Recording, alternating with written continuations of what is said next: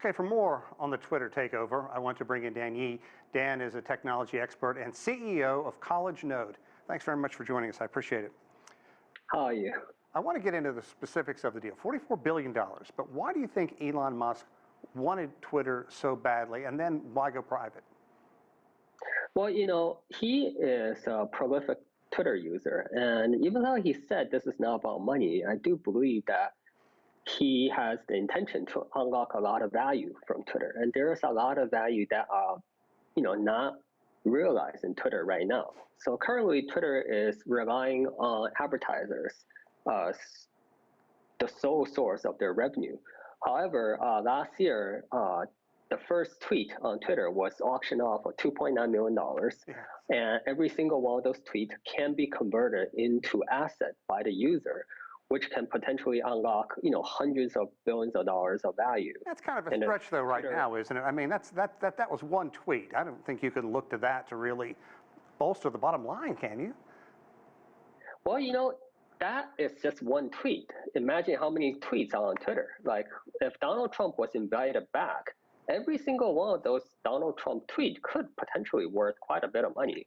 And if Twitter takes 10, 20% from each of those tweets, those are a lot of value that can be unlocked from Twitter, the platform. $44 billion. Did Musk get a good deal? And again, who are the winners and losers in this? Because we've always heard Musk, not always, but recently talked about he has so much money out of it, SpaceX and Tesla. How is he doing for cash? Well, like somehow everything Elon touches becomes gold, right? There are times in which people say Tesla is basically a dead company. There are times where SpaceX rocket kept on exploding.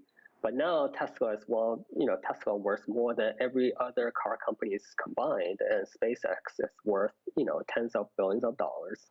So did he overpay by the metrics of Wall Street? Yes, he did, because Twitter lost money last year. And even accounting for the $800 million one-time expense, a $44 billion price tag is putting Twitter at roughly 80 times price-earning ratio, which by Wall Street standard is very expensive.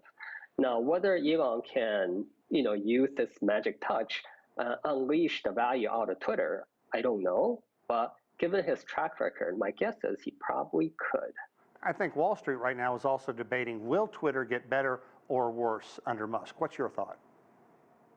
Well, it depends on your definition of better or worse. If just from a pure, profit perspective, my guess is Twitter will become very much, profitable in the next 5 years, given that Elon has used Twitter so much and he knows Twitter user sentiment much better than, I would say, the Twitter board.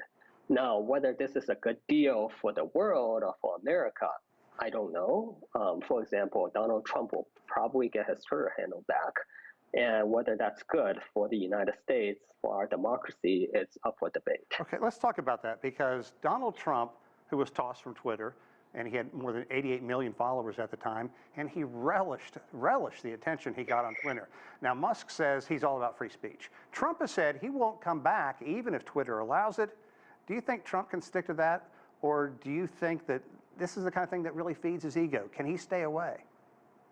I don't think he can stay away, because if you look at the social media Trump started, the truth media is really in shambles. Very few people are using it, and it's packed full of bots and spam.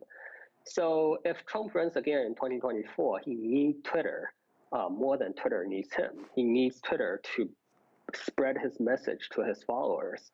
So I would give Donald Trump, 6 months before he says, I need to come back. Twitter needs me more than I need Twitter.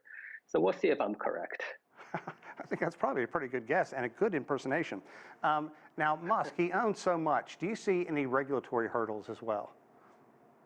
There is an antitrust argument that, SpaceX and Tesla are already very powerful, and adding Twitter could feed to those power. But those are not overlapping industries. So I do not really see any antitrust angle from stopping him. Now, Whether the Biden administration will be able to find some angle, I don't know. But my guess is this merger will go through fairly smoothly, and Elon will be able to take over Twitter sometime this fall. Great. It is going to be fascinating to see what comes next. Dan Yee, tech expert and CEO of College Note, thanks very much.